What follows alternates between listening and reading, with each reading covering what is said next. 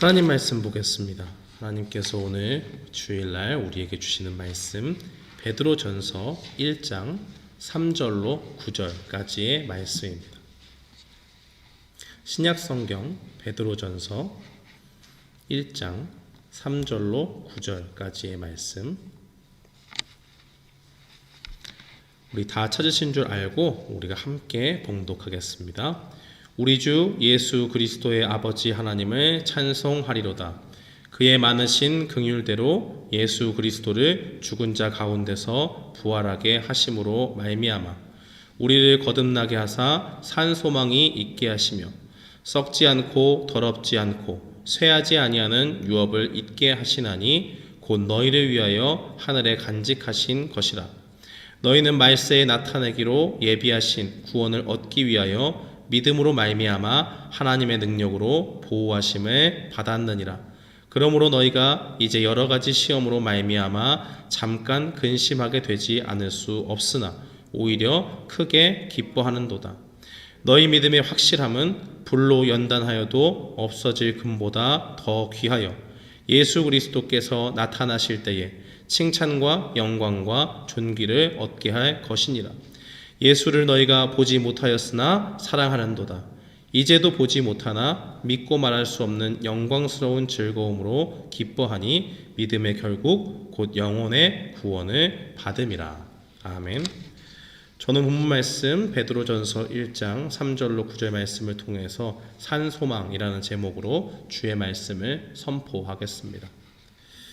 우리는 이 땅을 살아가면서 성도로서 하나님을 의지하면서 인생을 살아간다라고 그렇게 이야기를 합니다. 우리가 예수님을 믿는 믿음을 가지고 하나님의 자녀가 되었다고 믿고 이제 그 자녀들을 돌보시는 하나님 아버지께서 우리를 돌봐주시는 확신 가운데 믿음을 가지고 살아가는 것이지요. 그런데 이런 믿음의 확신을 가지고도 우리가 때로는 힘이 빠지고 낙심 가운데 빠질 때가 있습니다. 언제 그럴까요? 우리의 현실 속에서 나를 둘러싼 환경과 상황이 나를 힘들게 할 때 우리는 우리가 가지고 있는 믿음을 의심하게 되고 하나님을 믿는다고 해서 반드시 행복한 건 아니구나 라는 생각을 하면서 푸념을 늘어놓을 수도 있게 되는 것입니다. 예수님을 믿지만 우리의 현실 속에서 막막함이 느껴질 때 경제적인 어려움이 있고 또 실직의 어려움이 있고 학업의 어려움이 있고 내가 소중하는 사람들이 목숨을 잃고 하는 그러한 일들을 당할 때에 우리는 어떻게 이 땅 가운데서 믿음을 지켜낼 수가 있을까요? 오늘 사도 베드로는 베드로 전서를 통해서 이 흩어진 나그네들에게 이 편지를 보내고 있습니다. 이 땅을 살아가는 성도들은 기본적으로 이 땅에 살지만 나그네와 같은 인생임을 말하고 있는 것입니다. 빌립보서 3장 20절은 우리가 비록 이 세상에 발을 딛고 살지만 이 땅에 소망을 두는 것이 아니라 하늘에 속한 천국 백성이 바로 우리라는 것을 말하고 있습니다. 그래서 하늘의 시민권을 가진 성도의 삶은 이 땅에 아무 좋은 것이 있다고 할지라도 크게 그것에 개의치 않는 삶이 되어야 한다는 것입니다. 이 세상을 사는 많은 믿지 않는 사람들은 이 땅이 자신들의 고향입니다. 이 땅 가운데 자신의 소망을 두고 사는 것입니다. 여기에 삶의 터전이 있고 이곳에서 정착을 잘하고 기반을 잘 다져야지만이 자신의 인생이 성공한 인생으로 평가를 받을 수 있다고 생각합니다. 그러나 성도의 삶은 어떻지요? 이 땅에서 살아가지만 하나님께서 맡겨주신 그 사명을 위해서 최선을 다해 살아야 됩니다. 그렇지만 그것에 최선을 다할 뿐 결코 이 땅에만 매여 사는 것은 아니라는 것입니다. 우리의 시민권은 하늘에 있다고 말한 적이 있습니다. 그것은 우리의 실제의 실존적인 모습입니다. 그것이 우리의 신분이고 우리가 어떤 사람인지를 정확히 할 수 있는 정체성입니다. 이 땅에서 우리의 삶을 윤택하게 만들고 우리를 즐겁게 하는 것은 삶의 전부를 걸 만한 가치가 없는 것입니다. 대신 누가 알아주지 않아도요. 또 누가 우리의 행실을 보고 비아냥거리고 핀잔을 준다고 할지라도 우리가 소유한 시민권이 있는 그 하늘을 향해서 헌신하며 살아가는 것, 그것이 바로 성도의 삶의 모습이라는 것입니다. 그런데 우리가 믿음을 가지고도 이 땅에서 겪는 현실적인 어려움을 겪었듯이 지금 이 베드로전서를 받아들고 있는 당시의 성도들 역시 믿음 가운데 있었지만 현실을 헤쳐나가는데 굉장한 어려움에 놓여져 있었습니다. 6절 말씀에 보니까 너희가 이제 여러 가지 시험으로 말미암아 잠깐 근심하게 되지 않을 수 없으나 라고 그렇게 이야기를 합니다. 여러 가지 시험이라고 이야기하잖아요. 다양한 종류의 가지각색의 시험을 이야기하는 것입니다. 경제적인 어려움이 포함되어 있고 거기에는 육체적으로 당하는 고난도 포함되어져 있습니다. 당시의 성도들은 직접적으로 목숨의 위협을 받는 상황 가운데 놓여져 있었습니다. 초대교회 성도들은 로마로부터 굉장한 핍박을 받게 되었지요. 당시에 로마에서 큰 화재가 발생하게 되었는데 이 불이 얼마나 큰지 건물 한두 채를 태우고 끝나는 그런 불이 아니었습니다. 몇 시간씩 지속되다가 겨우 잡은 불도 아니고 무려 3일 동안 계속되면서 로마의 도시 전체를 아주 불태우는 심각한 대화재가 되었습니다.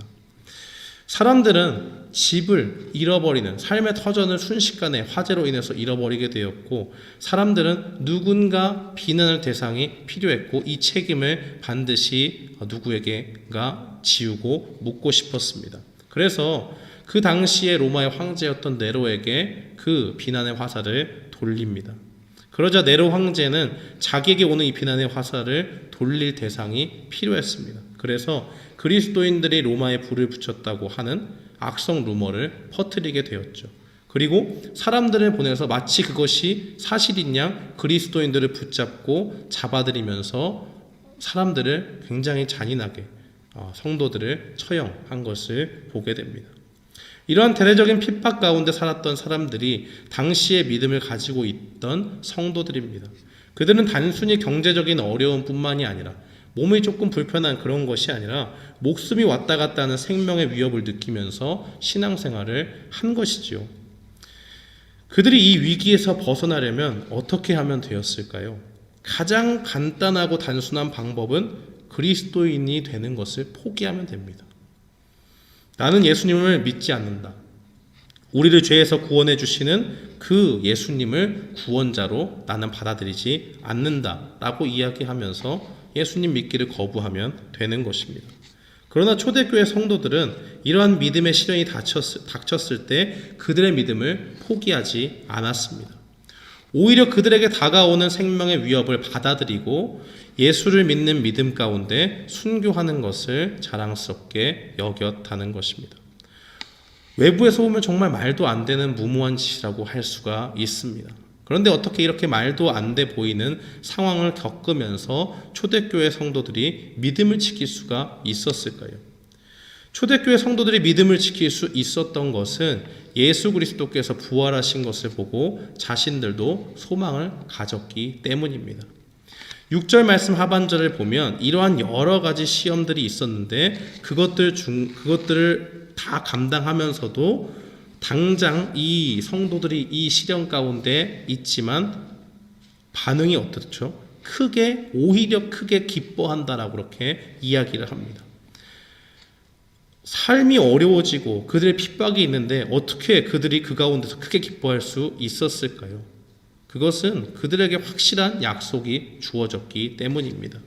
성도들에게 주어진 확실한 약속은 하나님을 믿는 믿음으로 그들이 구원에 이르게 되었다는 것이지요.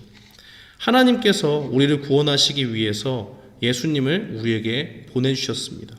그 예수님은 우리에게 오셔서 하나님의 사랑을 나타내 주셨죠. 어떻게 우리를 향한 하나님의 사랑을 보여주셨습니까? 바로 우리가 하나님 앞에서 해결할 수 없는 죄의 문제를 예수님이 오셔서 해결해 주셨습니다. 자신이 대신 죄를 짊어지시고 죄는 없지만 죄가 있는 사람처럼 죄인처럼 십자가의 형벌을 대신 감당하신 것입니다. 우리는 하나님 앞에 아무것도 한 것이 없습니다. 그러나 우리가 죄악된 삶을 살고 있을 때 죄악 가운데 허덕이는 우리의 영혼을 불쌍히 여기셔서 하나님께서 그의 독생하신 아들 예수 그리스도를 보내주신 것입니다. 예수님이 이 땅에 오시지 않았더라면 우리의 죄 문제는 해결될 수 없었습니다. 우리는 우리 스스로 이 죄 가운데서 빠져나올 방법이 없었습니다. 하나님께서 그 사실을 아셨기 때문에 하나님 편에서 일하시고 하나님의 은혜 가운데 예수님이 이 땅에 오게 되신 것입니다. 우리를 죄에서 구원하기 원하시는 하나님 아버지의 구원 계획을 이루기 위해서 예수님은 겸손함을 가지고 이 땅에 오셨고 마땅히 하나님의 아들로 대접을 받아야 했지만 그 모든 것을 포기하시고 고난을 감당하셨습니다. 죄악된 인간들로부터 수치를 당하시고 고초를 당하시는 하나님의 모습인 것입니다. 우리를 위해서 인간의 몸을 입고 오셨음에도 불구하고 죄인처럼 취급을 받았고 모든 믿는 자들을 위해서 피 흘려 돌아가셨습니다. 그 모든 순간을 함께했던 제자들은 예수님이 돌아가신 것을 보고 낙담하고 낙심하며 자기들의 생업으로 돌아갔지만 예수님은 죽음 가운데 머물러 계시지 않았습니다. 죽음의 권세를 깨트리고 부활하셔서 약속하신 대로 3일 만에 죽음의 권세를 깨트리시고 그 무덤을 뚫고 나와 부활하셨습니다. 부활의 첫 열매가 되셨고 장차 자신을 따르는 성도들이 모두 죽음 이후에 부활의 몸을 입고 주님이 예비하신 나라로 들어가게 됨을 보여주셨습니다. 요한복음 14장 3절 말씀에 보면 예수님께서 우리를 위해서 거처를 예비하시고 다시 오셔서 우리를 주님이 계신 곳에 함께 있게 해주시겠다고 약속하셨습니다. 비록 지금 당하고 있는 믿음의 시련이 성도들의 삶을 괴롭고 두렵게 만드는 그 상황이 계속된다고 할지라도 그러나 그들이 하나님을 믿지 않는 사람들과 다른 이유는 바로 여기에 있습니다. 그들에게 무엇이 있기 때문일까요? 바로 3절 마지막에 나와 있는 대로 하나님께서 예수님의 부활을 보게 하셔서 산 소망이 있게 하셨기 때문입니다. 예전에 어떤 군인이 적들과 치열한 전투가 벌어지고 있는 전쟁터에서 아주 독특한 죄목을 가지고 죄인으로 붙잡히게 되었습니다. 그가 이 죄인으로 붙잡히고 유죄 판결을 받게 되었는데 그 죄목이 무엇이었냐 하면 바로 낙담시키는 죄라고 합니다.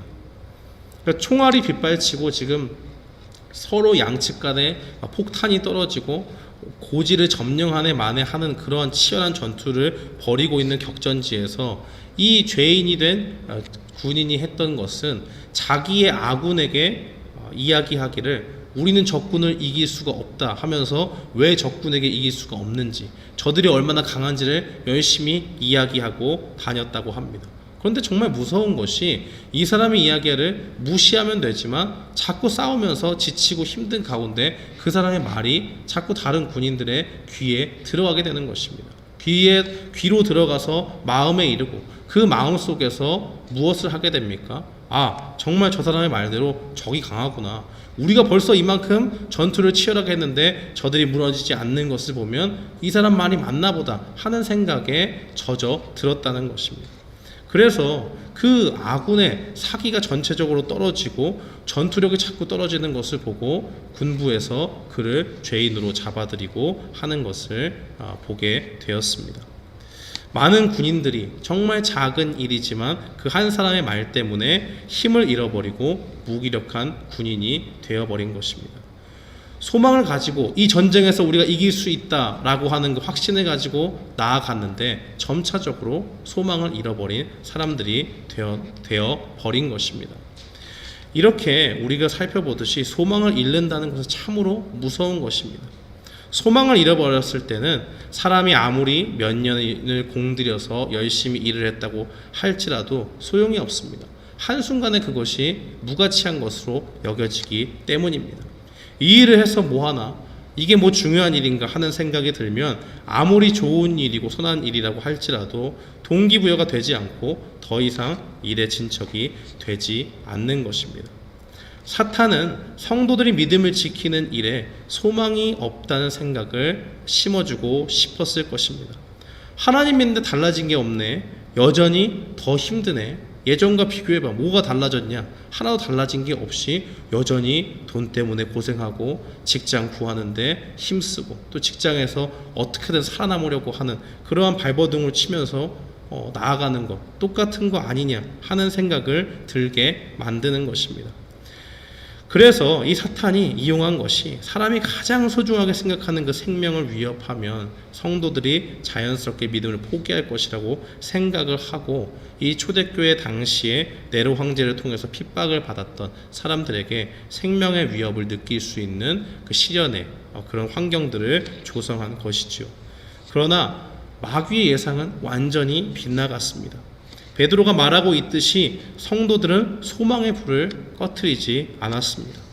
오히려 이 생에서의 생명이 모든 것이 아님을 알고 부활하신 예수 그리스도를 통해서 우리가 새 생명을 얻었기 때문에 우리가 당장 이 핍박을 받아 죽게 될지라도 때가 되면 하나님께서 예수님처럼 우리도 부활의 영광에 참여할 수 있도록 은혜를 주신다라는 사실을 굳게 붙잡은 것입니다. 이러한 산 소망은 세상 사람들이 가지고 있는 헛된 소망과 비교할 수 없습니다. 믿지 않는 사람들의 소망이라고 하는 것은 무엇일까요? 고작 이 땅에서 잘 먹고 잘 사는 법을 넘어서지 못합니다. 조금 거창하게 생각해서 인류를 위해서 위대한 발명품을 만들고 연약한 자들을 돕기 위해서 인간애를 발휘해서 사회적으로 공로를 세우고 하는 것은 분명히 가치가 있는 일이지요.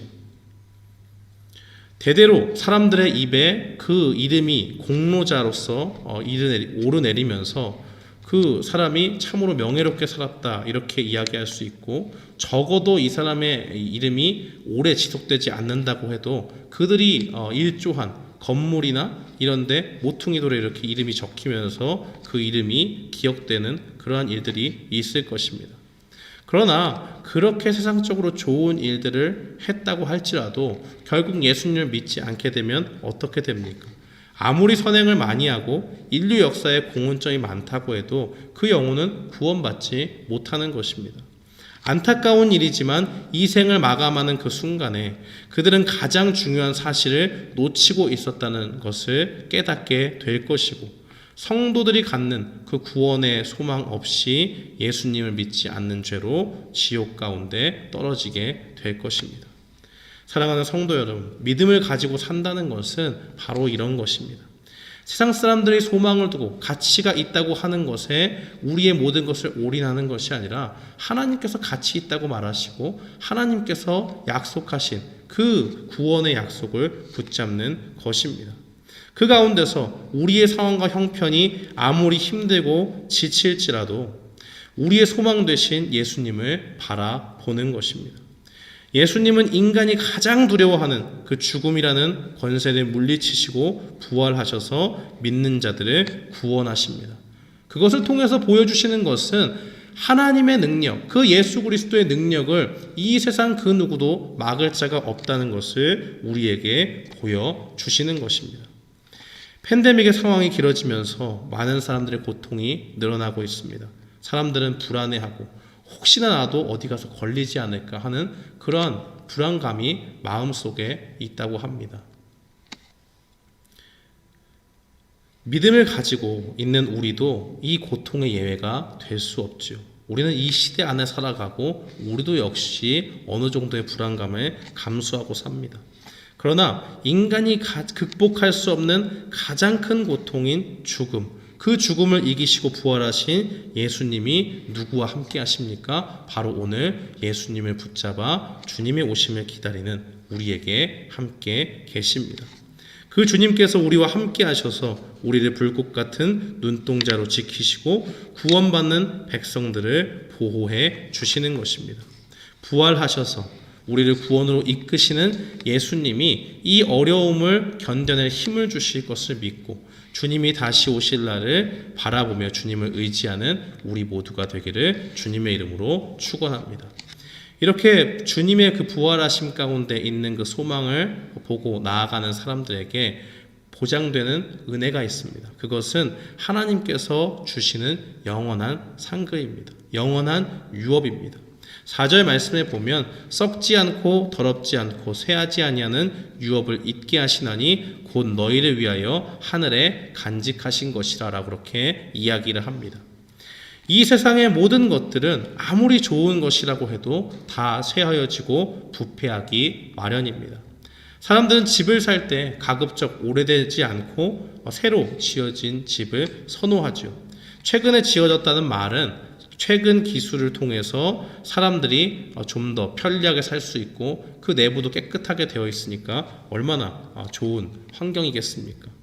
집뿐만이 아니라 자동차도 마찬가지죠. 모든 차는 만들어지고 난 다음에 아무리 고급차라고 할지라도 한 해 한 해가 거듭되면 거듭될수록 시간이 지나면서 그 가치가 떨어지기 마련입니다.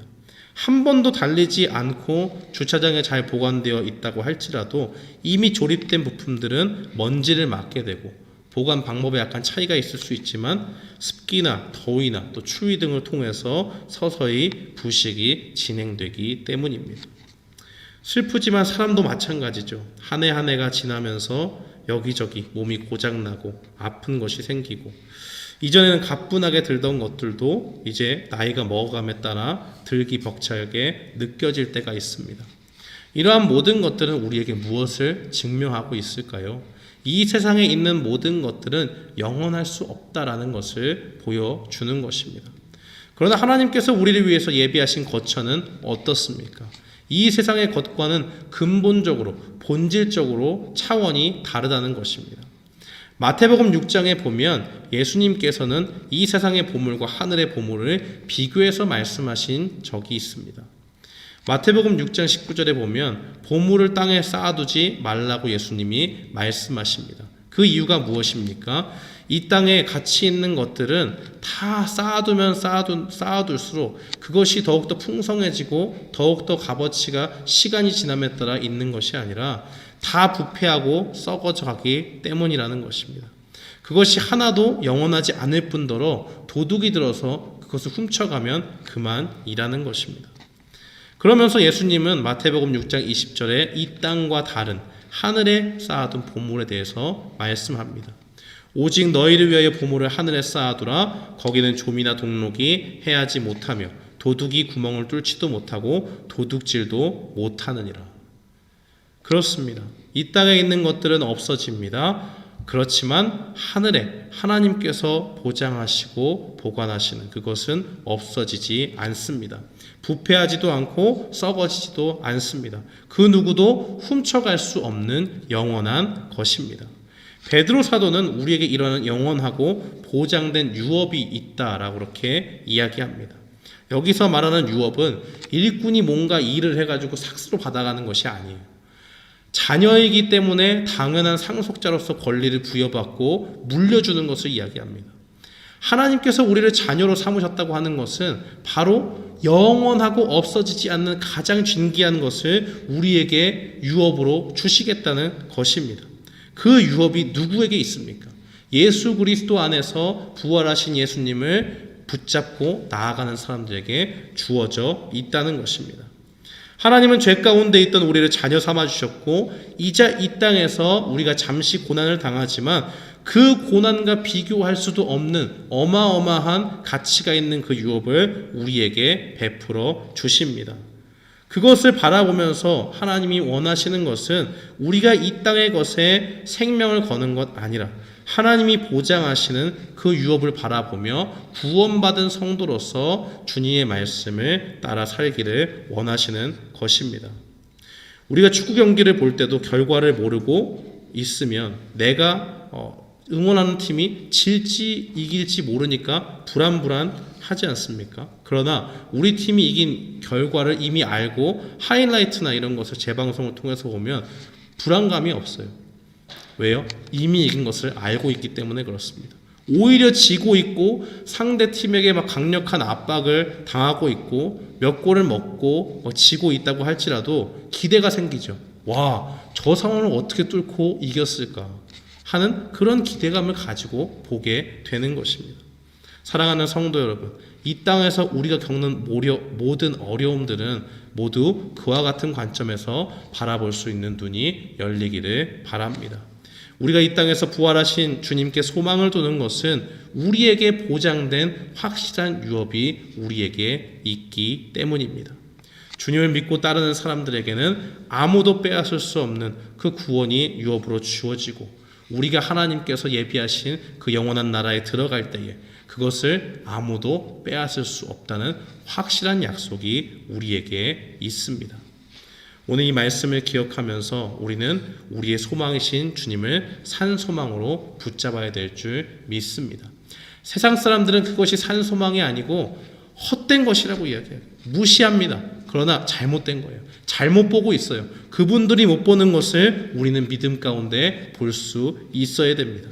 우리를 위해서 십자가에서 고초를 당하신 주님은 죽음의 권세도 이기셨고 부활하셨으니 우리가 겪는 어떠한 어려움도 이길 수 있는 능력을 우리에게 부어주실 수 있습니다.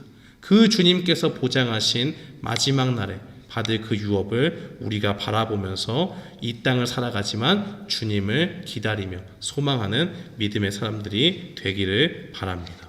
우리가 오늘 말씀을 우리 마음에 새기면서 이 땅에 다시 오실 주님을 기다리는 대강절을 맞이하는데 그 주님이 이 땅에 오실 때 우리가 얼마나 영광스러운 그 주님의 유업을 받게 되는가 기억하고 기대하면서 주님을 소망하며 나아가는 산소망의 사람들이 되기를 주님의 이름으로 축원합니다. 아멘.